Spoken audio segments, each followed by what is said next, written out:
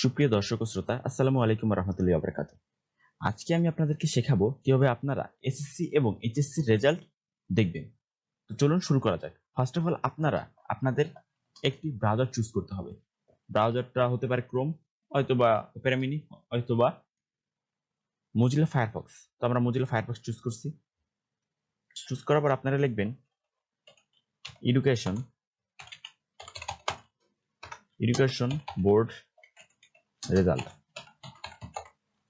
Inter press করবেন। লিখে তারপর আপনারা প্রথমে যে আপনার ওয়েবসাইটটা আসবে এডুকেশন বোর্ড রেজাল্ট, এটাতে আপনারা ক্লিক করবেন।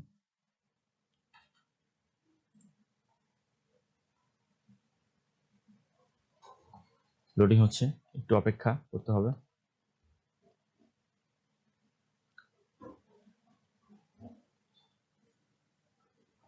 আপনাদের সামনে এরকম একটা ইন্টারফেস আসবে। তো এখানে আপনাকে বলতেছে ফর্মটা ফিল আপ করে দিতে, তাহলে আপনাদের রেজাল্ট শো করবে।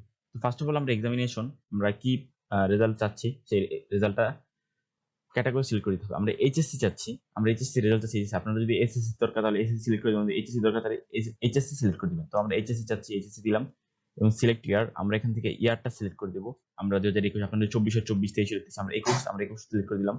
বোর্ড আমরা ঢাকার, আপনাদের কুমিল্লা হয়, চিটাগাং, বরিশাল এগুলো আপনারা সিলেক্ট করে দিতে পারেন। আমরা ঢাকা সিলেক্ট করে দিচ্ছি। রোল নাম্বার, এবার আপনাদের যে রোল নাম্বারটা সেই রোল নাম্বারটা দিয়ে দিবেন 26।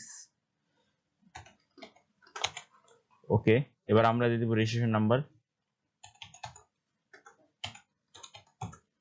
আমরা রেজিস্ট্রেশন নাম্বারটা দিয়ে দিলাম। এবার আমরা 9 আর 7 যে দুইটা যোগ করে দিতে হবে। 9 আর 7 হচ্ছে আপনার 16, আমরা 16 দিয়ে দিলাম এবং সাবমিট বাটনে ক্লিক করতে হবে।